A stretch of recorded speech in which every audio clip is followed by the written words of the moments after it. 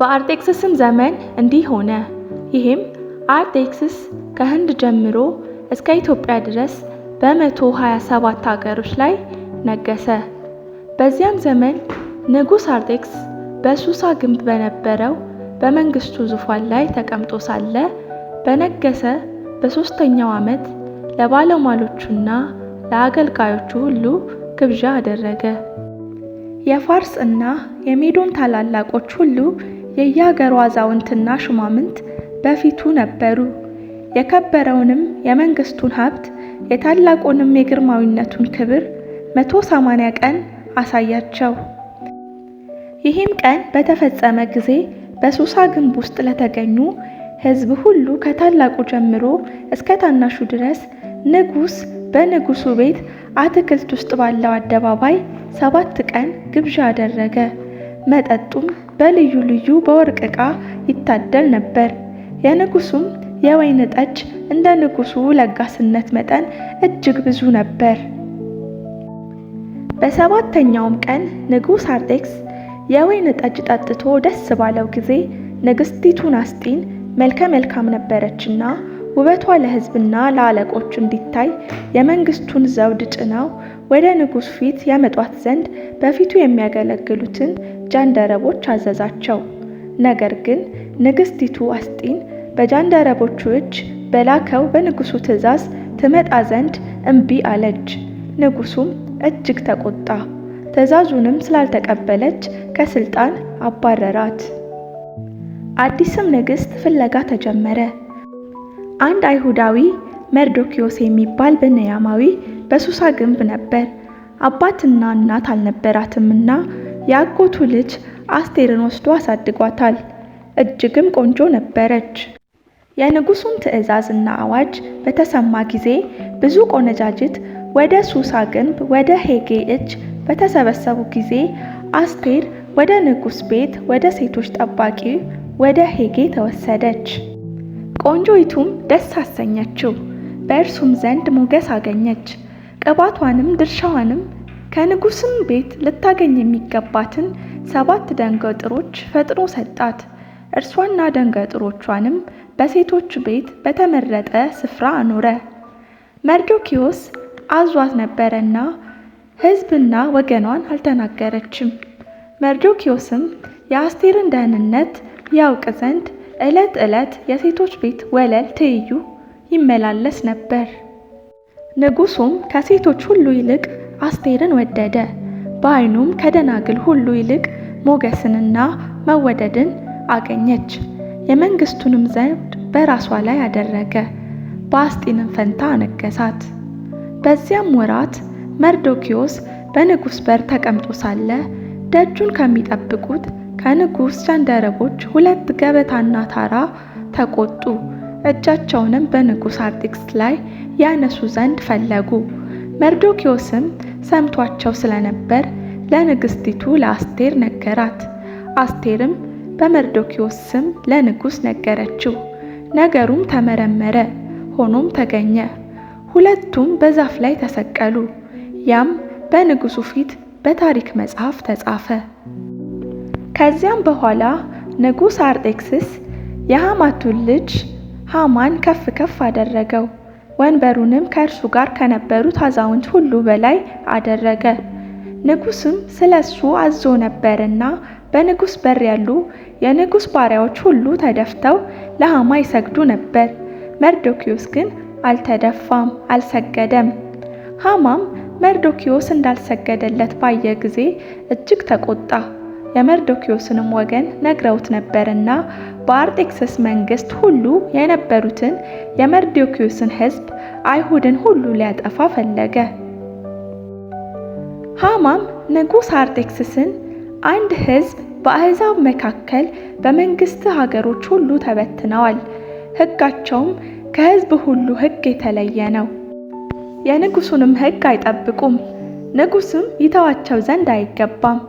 ንጉሱም ቢፈቅድ እንዲጠፉ ይጻፍ። እኔም ወደ ንጉሥ ግምጃ ቤት ያገቡት ዘንድ 10,000 መክሊት ብር የንጉሱን ሥራ በሚሰሩት እጅ እመዝናለሁ አለው። ንጉሱም በሐማ ቃል ተስማማ።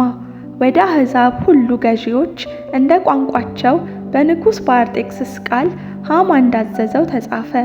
በንጉሡም ቀለበት ታተመ።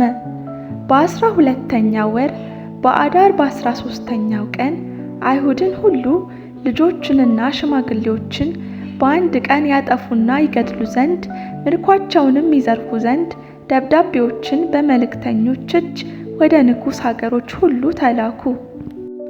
መርዶክዮስም የተደረገውን ሁሉ ባወቀ ጊዜ ልብሱን ቀደደ፣ ማቅም ለበሰ፣ አመድም ነሰነሰ። ወደ ከተማይቱም መካከል ወጣ፣ ታላቅ የመረረ ጩኸት ጮኸ። የአስቴርም ደንገጥሮች መጥተው ነገሯት። ንግሥቲቱም እጅግ አዘነች። ማቁንም ለውጦ ልብስ ይለብስ ዘንድ ለመርዶክዮስ ሰደደችለት፣ እርሱ ግን አልተቀበለም። እንዲህም ብሎ መልእክት ላከላት። አንቺ በንጉሥ ቤት ስለሆንኩ ከአይሁድ ሁሉ ይልቅ እድናለሁ ብለሽ በልብሽ አታስቢ። በዚህ ጊዜ ቸል ብትይ እረፍትና መዳን ለአይሁድ ከሌላ ስፍራ ይሆንላቸዋል። አንቺና የአባትሽ ቤት ግን ትጠፋላችሁ። ደግሞስ ወደ መንግሥት የመጣሽው እንዲህ ላለው ጊዜ እንደሆነ ማን ያውቃል አለ። አስቴርም ለመርዶክዮስ ሄደህ በሱሳ ያሉትን አይሁድ ሁሉ ሰብስብ፣ ለእኔም ጹሙ። 3 ቀን ሌሊቱንና ቀኑን አትብሉም አትጠጡም። እኔና ደንገጥሮቼም እንጾማለን። ምንም እንኳን ያለ ሕግ ቢሆንም ወደ ንጉሡ እገባለሁ፣ ብጠፋም እጠፋለሁ አለችው። መርዶክዮስም ሄዶ አስቴር እንዳዘዘችው አደረገ። በ3ኛውም ቀን አስቴር ልብሰ መንግሥቷን ለብሳ በንጉሥ ቤት ትይዩ በንጉሡ ቤት በውስጠኛው ወለል ቆመች። ንጉሡም በቤቱ መግቢያ ትይዩ በቤተ መንግሥቱ ተቀምጦ ነበር። ንግሥቲቱም አስቴር በወለሉ ላይ ቆማ ባየ ጊዜ በዓይኑ ሞገስ አገኘች። በእጁ የነበረውንም የወርቁን ዘንግ ዘረጋላት። አስቴርም ቀርባ የዘንጉን ጫፍ ነካች። ንጉሡም ንግሥት አስቴር ሆይ የምትለምኝኝ ምንድን ነው? እስከ መንግሥቴ እኩሌታ ቢሆን እንኳን ይሰጥሻል አላት። እሷም ለንጉሥ መልካም ሆኖ ቢታይ ንጉሥ ወዳዘጋጀውለት ግብዣ ከሐማ ጋር ዛሬ ይምጣ አለች። አስቴር እንዳለች ይደረግ ዘንድ ሐማን አስቸኩሉት አለ። ንጉሥና ሐማ አስቴር ወዳዘጋጀችው ግብዣ መጡ።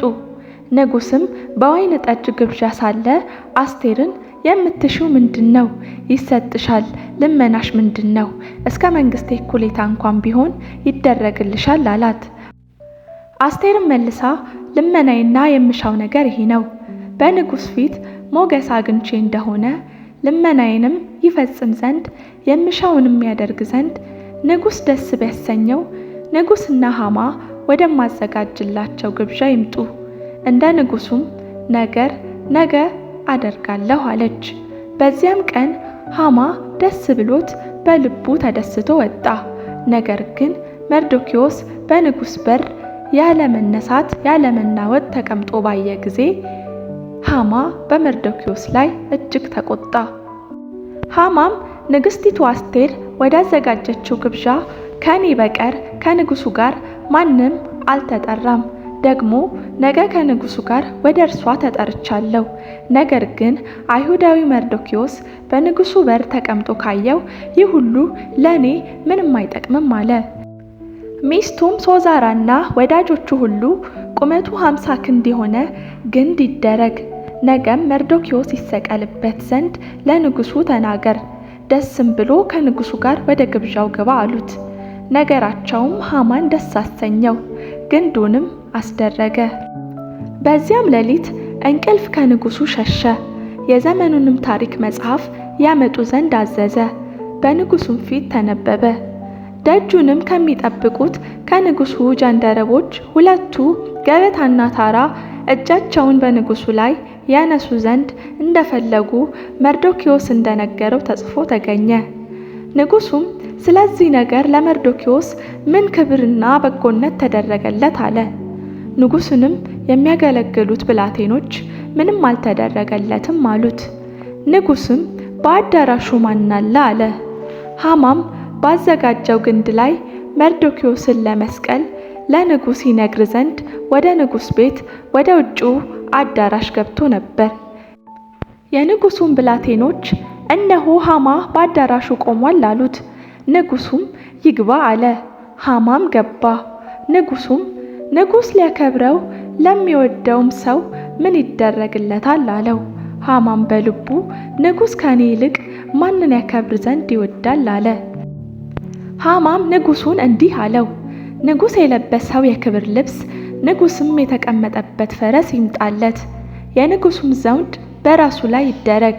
ልብሱንና ፈረሱንም ከንጉስ አዛውንት በዋነኛው እጅ ያስረክቡት። የሚወደደውም ሰው ያልብሱት።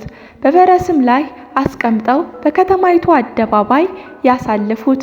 በፊቱም ንጉስ ያከብረው ዘንድ ለሚወደው ሰው እንዲህ ይደረግለታል ተብሎ አዋጅ ይነገር አለ። ንጉሱም ሃማን ፍጠን፣ እንደተናገርከውም ልብሱንና ፈረሱን ውሰድ። በንጉስ በር ለሚቀመጠው አይሁዳዊ ለመርዶክዮስ እንዲሁ አድርግለት፣ ከተናገርከውም ሁሉ ምንም አይቅር አለው። ሃማም ልብሱንና ፈረሱን ወሰደ፣ መርዶክዮስንም አለበሰው፣ በፈረሱም ላይ አስቀመጠው፣ በከተማይቱም አደባባይ በፊቱ አሳለፈው። በፊቱም ንጉስ ያከብረው ዘንድ ለሚወደው ሰው እንዲህ ይደረግለታል ብሎ አዋጅ ነገረ። መርዶክዮስም ወደ ንጉስ በር ተመለሰ። ሃማ ግን አዝኖና ራሱን ተከናንቦ ወደ ቤቱ ሄደ። ለሚስቱና ለወዳጆቹ ሁሉ የገጠመውን አጫወታቸው። እነሱም በፊቱ መውደቅ ከጀመርክ መርዶክዮስ ከአይሁድ ወገን የሆነ እንደሆነ ፈጽሞ ትወድቃለህ እንጂ አታሸንፍም አሉት። እነርሱም ሲናገሩት ሳለ እነሆ የንጉስ ጃንደረቦች መጡ። አስቴርም ወዳዘጋጀችው ግብዣ ይመጣ ዘንድ ሃማን አስቸከሉት። ንጉስና ሃማም ከአስቴር ጋር ለመጠጣት መጡ። በሁለተኛውም ቀን ንጉስ በወይን ጠጅ ግብዣ ሳለ አስቴርን ንግስት አስቴር ሆይ የምትለምኒን ምንድን ነው? እስከ መንግስቴ እኩሌታ ቢሆን እንኳን ይደረግልሻል አላት። ንግስቲቱም አስቴር እንዲህ አለች፣ ንጉስ ሆይ ባንተ ዘንድ ሞገስ አግኝቼ እንደሆነ ንጉሱም ደስ ቢያሰኘው ሕይወቴ በልመናዬ ሕዝቤን በመሻቴ ይስጠኝ። እኔና ሕዝቤ ለመጥፋትና ለመደምሰስ ተሽጠናልና ባሪያዎች ልንሆን ተሽጠን እንደሆነ ዝም ባልኩ። ነገር ግን የሆነ ሆኖ ጠላቱ የንጉሱን ጉዳት ለማቅናት ባልቻለ ነበር አለች። ንጉሱም ይህን ያደርግ ዘንድ በልቡ የደፈረ ማን ነው? እሱስ ወዴት ነው አላት። አስቴርም ያ ጠላትና ባላጋራ ሰው ክፉ ሃማ ነው አለችው። ሃማም በንጉሱና በንግስቲቱ ፊት ደነገጠ። ንጉሱም ተቆጥቶ የወይን ጠጁን ትቶ ተነሳ፣ ወደ ንጉሱም ቤት አትክልት ውስጥ ሄደ። ሃማም ከንጉሱ ዘንድ ክፉ ነገር እንደታሰበ አይቷልና ንግስቲቱ አስቴርን ሕይወቱን ይለምን ዘንድ ቆመ። ንጉሱም ከቤቱ አትክልት ወደ ወይን ጠጁ ስፍራ ተመለሰ። ሃማም አስቴር ባለችበት አልጋ ወድቆ ነበር። ንጉሱም ደግሞ በቤቴ በእኔ ፊት ንግስቲቱን ይጋፋታልን አለ። ይህም ቃል ከንጉሱ አፍ በወጣ ጊዜ የሃማን ፊት ሸፈኑት። በንጉሱም ፊት ካሉ ጃንደረቦች አንዱ ሐርቦና እነሆ ለንጉስ በጎ ለተናገረው ለመርዶክዮስ ያሰራው ርዝመቱ 50 ክንድ የሆነ ግንድ በሃማ ቤት ተተክሏል አለ። ንጉስም በእርሱ ላይ ስቀሉት አለ። ሃማንም ለመርዶክዮስ ባዘጋጀው ግንድ ላይ ሰቀሉት። በዚያም ጊዜ የንጉሱ ቁጣ በረደለት። በዚያም ቀን ንጉሱ አርጤክስስ የአይሁድን ጠላት የሃማን ቤት ለንግስቲቱ ለአስቴር ሰጠ። አስቴርም ለእርሷ ምን እንደሆነ ነግራው ነበርና መርዶክዮስ ወደ ንጉስ ቤት ገባ። ንጉሱም ከሃማ ያወለቀውን ቀለበት አወጣ፣ ለመርዶክዮስም ሰጠው። አስቴርም በሃማ ቤት ላይ መርዶክዮስን ሾመች። ለአይሁድም ብርሃንና ደስታ ተድላና ክብርም ሆነ። የንጉሱም ትእዛዝና አዋጅ በደረሰበት ሀገርና ከተማ ሁሉ ለአይሁድ ደስታና ተድላ የግብዣም ቀን መልካምም ቀን ሆነ። አይሁድንም መፍራት ስለወደቀባቸው ከምድረ አሕዛብ ብዙ ሰዎች አይሁድ ሆኑ። የአስቴር ታሪክ በጣም ጨለማ በሆነ ጊዜ ውስጥ እንኳን የአንድ ሰው ድፍረት የብዙዎችን ዕጣ ፈንታ ሊለውጥ እንደሚችል ያሳየናል።